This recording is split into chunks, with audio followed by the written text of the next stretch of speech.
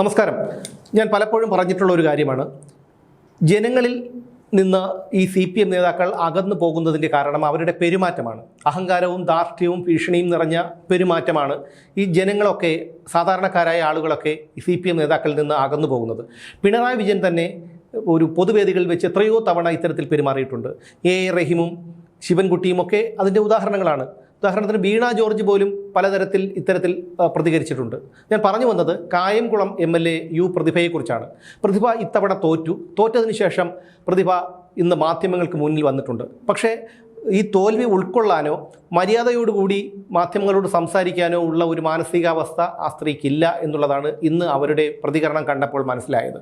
ഒരിക്കലും ഒരു ജനപ്രതിനിധിയാകാനുള്ള യോഗ്യത പോലും അവർക്കില്ല എന്നുള്ളതാണ്. പ്രതിഭ ആരോപിക്കുന്നത് തന്നെ തോൽപ്പിക്കാൻ പാർട്ടിയിലെ തന്നെ വലിയൊരു വിഭാഗം പ്രവർത്തിച്ചു എന്നുള്ളതാണ്.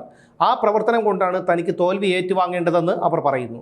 പക്ഷേ കഴിഞ്ഞ 1-2 വർഷങ്ങൾക്ക് മുൻപ് പ്രതിഭയും കായംകുളത്തെ യുവജന സംഘടന DYFയും തമ്മിൽ വളരെ ശക്തമായിട്ടുള്ള ഒരു പോരുണ്ടായിരുന്നു. മാസങ്ങളോളം ആ പോര് നീണ്ടു. സമൂഹ മാധ്യമങ്ങളിലൂടെയൊക്കെ പരസ്പരം വാഗ്വാദമൊക്കെ നടത്തി. പിന്നീട് അത് ഒരു തരത്തിൽ ഒതുങ്ങി വന്നിരിക്കുകയായിരുന്നു. ഇതിൽ നിന്ന് നമുക്ക് മനസ്സിലാക്കാൻ കഴിയുന്നത് പ്രതിഭയെ കായംകുളത്തെ പാർട്ടി പ്രവർത്തകർക്ക് പോലും അത്ര പഥ്യമല്ല എന്നുള്ളതാണ്. അതിനുശേഷമാണ് പ്രതിഭയുടെ മകനെ കഞ്ചാവ് കേസിൽ എക്സൈസ് അറസ്റ്റ് ചെയ്യുന്നത്. മകൻ കഞ്ചാവ് കേസിൽപ്പെട്ട വിഷയവുമായി ബന്ധപ്പെട്ട് ലൈവിൽ വന്ന് മാധ്യമങ്ങളെയൊക്കെ വളരെ മോശമായിട്ടുള്ള രീതിയിൽ അവർ അധിക്ഷേപിച്ചിരുന്നു. ഇതൊക്കെ നമ്മൾ കണ്ടതാണ്. ഈ കായംകുളത്തെ ജനങ്ങളും ഇതെല്ലാം കണ്ടുകൊണ്ടിരിക്കുകയായിരുന്നു. അതിൻ്റെ ഒരു ഫലമാണ് ഇപ്പോൾ അവർ തിരിച്ചു കൊടുത്തിരിക്കുന്നത്. പ്രതിഭ ആരോപിക്കുന്ന മറ്റൊരു കാര്യം, വെള്ളാപ്പള്ളി നടേശൻ താനൊരു ശ്രീനാരായണീയ ആയിട്ടുകൂടി SNDP യോഗം ജനറൽ സെക്രട്ടറി വെള്ളാപ്പള്ളി നടേശൻ തനിക്കെതിരെ പ്രവർത്തിച്ചു എന്നുള്ളതാണ് അവർ ആരോപിക്കുന്ന മറ്റൊരു കാര്യം. ഇനിയൊന്ന്, മുതിർന്ന നേതാവായ G സുധാകരൻ. അദ്ദേഹം അമ്പലപ്പുഴയിൽ നിന്ന് മത്സരിച്ച് ജയിച്ചയാളാണ്. പാർട്ടിയിൽ നിന്ന് പുറത്തു പോയ ആളാണ്. 25,000-ലധികം വോട്ടുകളുടെ ഭൂരിപക്ഷത്തിലാണ് G സുധാകരൻ ജയിച്ചു കയറിയത്. അപ്പോൾ സുധാകരനെ ഇയാളെന്നൊക്കെ വിളിച്ച് സംബോധന ചെയ്തുകൊണ്ടാണ് പ്രതിഭ ഇപ്പോൾ മാധ്യമങ്ങൾക്ക് മുന്നിലേക്ക് വന്നിരിക്കുന്നത്. പാർട്ടിയെ മര്യാദ പഠിപ്പിക്കാൻ ഇയാളാരാണ്? പാർട്ടിയിൽ നിന്ന് പുറത്തുപോയി മത്സരിച്ച് ജയിച്ചാൽ അതൊരു ട്രെൻഡ് ആകുന്ന ഒരു കാലമാണിത് എന്നൊക്കെയാണ് സുധാകരനെക്കുറിച്ച് പ്രതിഭ പറയുന്നത്. അതായത് സുധാകരനെ പോലെയുള്ള മുതിർന്ന ഒരു നേതാവിനെ അദ്ദേഹം എന്ന് പോലും പരസ്യമായി സംബോധന ചെയ്യാൻ അവർ തയ്യാറല്ല. അതൊക്കെ വെളിവാക്കുന്നത് അവരുടെ ഉള്ളിലെ ആ ഒരു ധാർഷ്ട്യം, പക എന്നുള്ള കാര്യങ്ങളൊക്കെയാണ്. പ്രതിഭയുടെ പല ആരോപണങ്ങളെയും തള്ളിക്കൊണ്ടാണ് ആലപ്പുഴ ജില്ലാ സെക്രട്ടറി R നാസർ രംഗത്ത് വന്നിട്ടുള്ളത്. പ്രതിഭയ്ക്കെതിരെ പാർട്ടിക്കാരും പ്രവർത്തിച്ചിട്ടില്ലെന്നും അവർക്ക് വേണ്ടി കൈമയും മറന്ന് പാർട്ടിക്കാരൊക്കെ പ്രവർത്തിക്കുകയായിരുന്നുവെന്നാണ് R നാസർ ഇപ്പോൾ പറയുന്നത്. എന്ന് മാത്രമല്ല, കഴിഞ്ഞ 10 വർഷങ്ങളായി പ്രതിഭ അവിടെ MLA ആണ്. അങ്ങനെ ഇപ്പോൾ അവർ തോറ്റിട്ടുണ്ടെങ്കിൽ, 3ാം തവണ അവർ തോറ്റിട്ടുണ്ടെങ്കിൽ അതിൻ്റെ ഉത്തരവാദിത്വം അവർക്ക് തന്നെയാണെന്നും R നാസർ പറയുന്നുണ്ട്. തീർച്ചയായും അത് ശരിയായൊരു കാര്യമാണ്.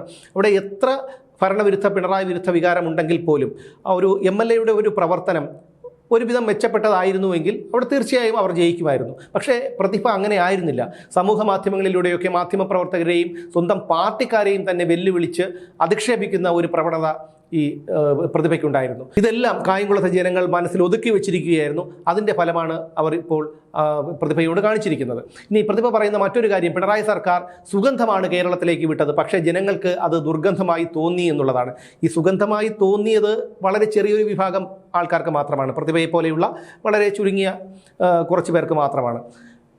കൂടുതൽ ആൾക്കാർക്കും ദുർഗന്ധമായി തോന്നണമെങ്കിൽ അത് ദുർഗന്ധം തന്നെയായിരിക്കണം. ഇതൊന്നും മനസ്സിലാക്കാൻ കഴിവില്ലാതെ, പക്വതയില്ലാത്ത രീതിയിലാണ് ഇപ്പോൾ പ്രതിഭ വന്നിട്ട് മാധ്യമങ്ങൾക്ക് മുന്നിൽ പ്രതികരിച്ചിരിക്കുന്നത്. എന്തായാലും സുധാകരൻ ഇതിന് മറുപടിയുമായി വരുമെന്ന് പ്രതീക്ഷിക്കാം. പ്രതിഭയെ പോലെയുള്ള ഒരു നേതാവിനെ വെച്ചുകൊണ്ട് പാർട്ടിക്ക് ഒരിക്കലും മുന്നോട്ട് പോകാൻ കഴിയില്ല. അത് പ്രതിഭ മാത്രമല്ല, പ്രതിഭ ഒരുപാട് നേതാക്കളുടെ ഒരു പ്രതിനിധി മാത്രമാണ്. അവരെ പോലെയുള്ളവരെ ഒഴിവാക്കിക്കൊണ്ട് പാർട്ടി മുന്നോട്ട് പോയാൽ മാത്രമേ ഈ പാർട്ടിക്ക് ഇനി കുറച്ചു കാലമെങ്കിലും മുന്നോട്ട് പോകാൻ കഴിയൂ. ഇനിയൊരു തിരിച്ചുവരവ് എന്തായാലും അസാധ്യമാണ്. അവിടെ M ലിജു എന്ന ശക്തനായിട്ടുള്ള ഒരു നേതാവാണ് കായംകുളത്തെ ജയിച്ചത്. അതുകൊണ്ട് തന്നെ അദ്ദേഹം അവിടെ വളരെ നല്ല രീതിയിലുള്ള ഒരു പ്രകടനം കാഴ്ചവെക്കും എന്നുള്ള കാര്യത്തിൽ യാതൊരു തർക്കവുമില്ല. കാരണം ഈ പ്രതിഭയെ പോലെ അല്ല. പ്രതിഭ എന്ന് പറയുമ്പോൾ അവർ കാണിച്ചു കൂട്ടിയതൊക്കെ നമ്മൾ കണ്ടതാണ്. അപ്പോൾ അതൊരിക്കലും ജനങ്ങൾക്ക് അംഗീകരിക്കാൻ കഴിയാത്ത ഒന്നായിരുന്നു. പക്ഷേ അവർ ഇപ്പോൾ ഈ മാധ്യമങ്ങൾക്ക് മുന്നിൽ വന്നിട്ട് പോലും അവർക്കൊരു മാന്യതയോടുകൂടി, മര്യാദയോടുകൂടി ഒരു പ്രതികരിക്കാനുള്ള ഒരു മാനസികാവസ്ഥ അവർക്കില്ല എന്നുള്ളതാണ്. ജയവും തോൽവിയും എല്ലാവർക്കും ഉള്ളതാണെന്നും തോൽവി സംഭവിച്ചത് കൊണ്ട് താൻ ഈ നാട്ടിൽ നിന്ന് ഓടിപ്പോകില്ല എന്നുമൊക്കെയാണ് പ്രതിഭ പറഞ്ഞു നിർത്തുന്നത്. എന്തായാലും പ്രതിഭയുടെ ഇനിയുള്ള ഭാവി എന്താണെന്ന് കണ്ടു തന്നെ അറിയണം.